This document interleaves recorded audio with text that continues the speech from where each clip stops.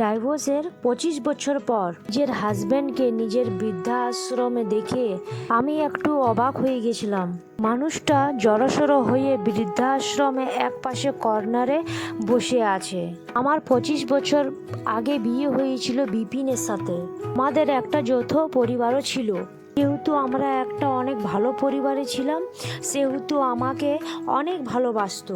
আমার শাশুড়ি আমাকে নিজের মেয়ের মতনই দেখতো। কিন্তু বিয়ের 2 বছর পরও যখন আমার বাচ্চা হচ্ছিল না, তখন আমার শাশুড়ি আমাকে নানাভাবে আমার উপরে চাপ দিতে থাকে। সমস্ত রকম টেস্ট করার পর যখন আমি জানতে পারি কি আমি মা হতে পারবো না, সেদিন থেকে দেখলাম আমার শাশুড়ি আমার প্রতি ব্যবহার একেবারে চেঞ্জ হয়ে গেছে।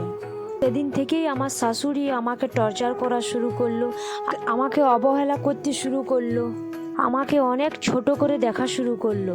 যখন আমি রাত্রে কান্না করতাম, তখন আমার স্বামী আমাকে সান্ত্বনা দিয়ে করে বলতো যে তুমি কান্না করো না, আমি তোমার পাশে আছি। সারাদিন এত কাজ করার পরে, হাজারো কথা শোনার পরে, হাজারো অবহেলা হবার পরে আমার স্বামীর এইটুকুন কথা আমার ভীষণভাবে সাহস জোগাতো। কিন্তু কিছু মাস পর আমিও লক্ষ্য করলাম যে আমার হাজব্যান্ডও আমার কাছ থেকে দূরে চলে যাচ্ছে। বিষয়টা এমন জায়গায় গিয়ে পৌঁছালো, আমি আর ওদের এই হঠাৎ করে অবহেলা নিতে পারছিলাম না। ওদের এই দুর্ব্যবহার করা আমি আর একদমই নিতে পারছিলাম না। চিন্তা করলাম কিছুদিনের জন্য বাবার বাড়ি গিয়ে ঘুরে আসি, তাহলে মাহলটা যদি একটু শান্ত হয়।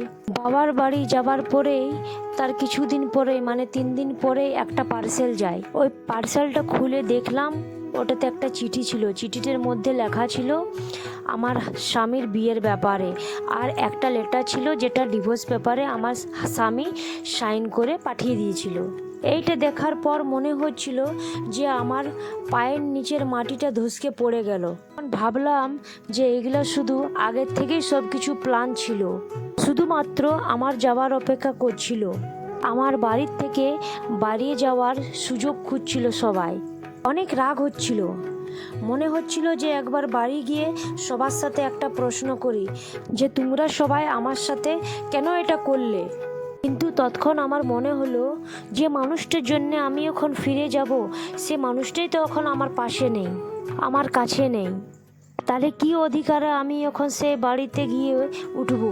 তারপরে কোনো চিন্তা ভাবনা না করে এখন আমিও ওই ডিভোর্স পেপারে সাইন করে দিলাম, আর ওই পার্সেলটাকে আমি ফেরত পাঠিয়ে দিলাম।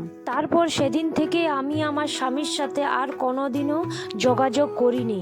আমি নিজের থেকে সব কিছু বন্ধ করে দিয়েছিলাম যোগাযোগ করা। এখন হঠাৎ করে একটা ডিসিশন নিলাম যে আমার মতো নিঃসন্তান নারীকে বেঁচে থাকার কোনো অধিকার নেই, আমার মরে যাওয়াই হয়তো ভালো। পরে আমি ভাবলাম যে আমি তো একটা শিক্ষিত মেয়ে, আমাকে তো বাঁচতে হবে সেই সব ছোট ছোট ছেলে মেয়েদের জন্য যারা অনাথ হয়ে রাস্তাঘাটে ঘুরে বেড়ায়।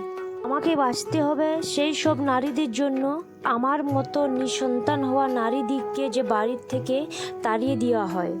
আমাকে বাঁচতে হবে সেসব বুড়ো বুড়ি মা বাবাদের জন্য যাদের ছেলে মেয়েদের বোঝা হয়ে যায়। আমি খুব পরিশ্রম করলাম আর ছোট্ট করে একটা বৃদ্ধাশ্রম খুললাম। আজ আমার বৃদ্ধাশ্রম অনেক বড়, আর আমি এখন একটা অনেক ভালো পজিশনে আছি। একটা বৃদ্ধাশ্রম আর একটা অনাথ আশ্রম চালাই। 25 বছর পর নিজের হাজবেন্ডকে বৃদ্ধাশ্রমে দেখে একটুকু তো অবাক হলাম। আমি অনেক সংকোচ নিয়ে তার পাশে গেলাম। গিয়ে দেখি সে আমাকে আর ঠিকঠাক চিনতে পারছে না, তার চোখ অনেকটা খারাপ হয়ে গেছে।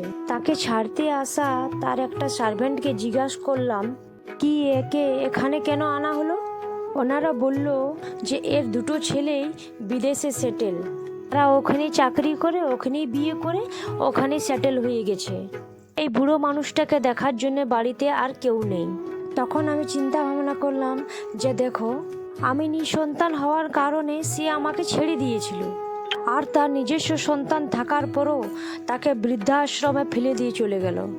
এটাই হয়তো বা রিভেঞ্জ অফ নেচার। যদি আমার গল্পটা ভালো লেগে থাকে তাহলে একটা লাইক নিশ্চয়ই দিবেন, আর একটা কমেন্টও নিশ্চয়ই করবেন, আর যদি আরও বেশি ভালো লেগে থাকে তাহলে একটা সাবস্ক্রাইব জরুর করবে।